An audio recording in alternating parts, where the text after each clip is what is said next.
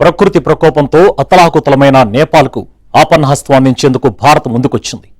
ఆకస్మిక వరదలతో అల్లకల్లోలంగా మారిన నేపాల్ ప్రజలను ఆదుకునేందుకు భారత వైమానిక దళానికి చెందిన 2వ సైనిక రవాణా విమానం కొద్దిసేపటి క్రితం నేపాల్ బయలుదేరి వెళ్లింది.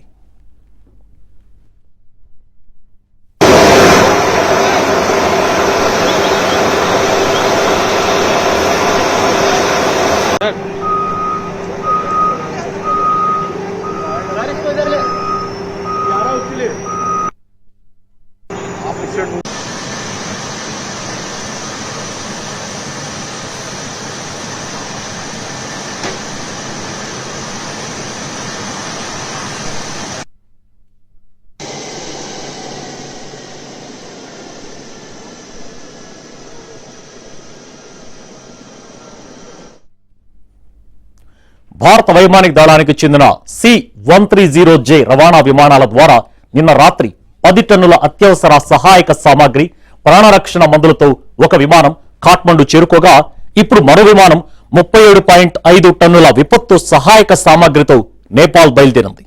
దీని ద్వారా అత్యవసర మందులు, టెంట్లు, దుప్పట్లు, సోలార్ ల్యాంప్స్, నిత్యావసర వస్తువులను నేపాల్కు పంపించారు.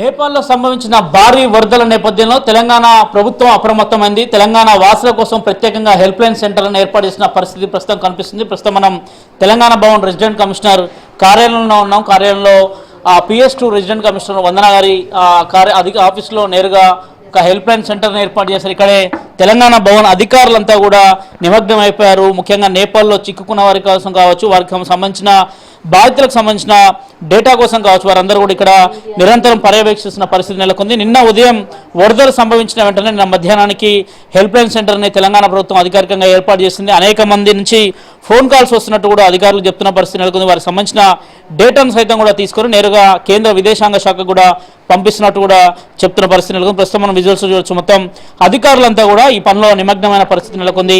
తెలంగాణ భవన్కి సంబంధించిన స్టాఫ్ కూడా ప్రస్తుతం అంతా ఉన్నారు, వారితో మాట్లాడదాం. సార్ చెప్పండి, ఎట్లాంటి కాల్స్ వస్తున్నాయి, ఏం చెప్తున్నారు వాళ్ళంతా? మాకు ఇప్పటి వరకు మా హెల్ప్ లైన్ సెంటర్ ఏర్పాటు చేసినప్పటి నుంచి ప్రధానంగా కాల్స్ అంతా కాంటాక్ట్ చేయలేకపోతున్నాం కాబట్టి వాళ్ళ క్షేమ సమాచారం కనుక్కోవడం కోసమే కాల్స్ వస్తున్నాయి. అందులో కొన్ని కాల్స్ మాత్రం మానస సరోవర యాత్ర కోసం వెళ్ళిన వారు, అక్కడి నుంచి వాళ్ళు ఎక్కువగా వరి అవుతున్నారు. వాళ్ళు మొన్నటి నుంచి కాంటాక్ట్ చేయలేకపోతున్నారు. వాళ్ళు ఇది ఆ కోర్ ఏరియాలో ఉన్న వాళ్ళు మాత్రం చాలా ఎక్కువ వరి అవుతున్నారు. మిగిలిన కాల్స్ అంతా మాత్రం వాళ్ళకి క్షేమ సమాచారం కనుక్కోవడం కోసం ఫోన్ చేస్తున్నారు. బంధువులు కాల్ చేస్తున్నారు, ఏం చెప్తున్నారు, వాళ్ళు ఏం అడుగుతున్నారు మీ దగ్గర నుంచి, ఎట్లాంటి డేటాను వాళ్ళు సేకరిస్తున్నారు, వారు మీకు ఏ అంశాలు చెప్తున్నారు? మేము వాళ్ళకి లాస్ట్ ఎప్పుడు కాంటాక్ట్ అయ్యారు, వాళ్ళు ఎక్కడి వరకు ప్రయాణించారు, ఆ డీటెయిల్స్ అన్ని తీసుకోవడానికి ప్రయత్నిస్తున్నాం. వీలైతే వాళ్ళ పాస్పోర్ట్ నెంబర్ ఎంత ఎక్కువ డీటెయిల్స్ మేము తీసుకొని ఇండియన్ ఎంబసీకి, కాఠ్మండూలో ఇండియన్ ఎంబసీకి, అదేవిధంగా మన మినిస్టర్ ఆఫ్ ఎక్స్టర్నల్ ఆఫీస్తో మేము షేర్ చేస్తున్నాం. షేర్ చేసి ఫస్ట్ వాళ్ళని ట్రేస్ చేయడానికి ప్రయత్నిస్తున్నాం. దాదాపు ఎన్ని కాల్స్ వచ్చాయి ఇప్పటి వరకు? దాదాపు 100 వరకు వచ్చాయి, కానీ అందులో కొన్ని క్షేమ సమాచారం కోసం వచ్చిన కాల్స్ ఉన్నాయి, కొన్ని డిస్ట్రెస్ కాల్స్ ఉన్నాయి. మరో ఆఫీసర్ వందన గారు, మేడం ఎట్లాంటి కాల్స్ వస్తున్నాయి? కేంద్ర విదేశాంగంతో మీరు ఎప్పటికప్పుడు ఎట్లాంటి చర్చలు జరుపుతున్నారు?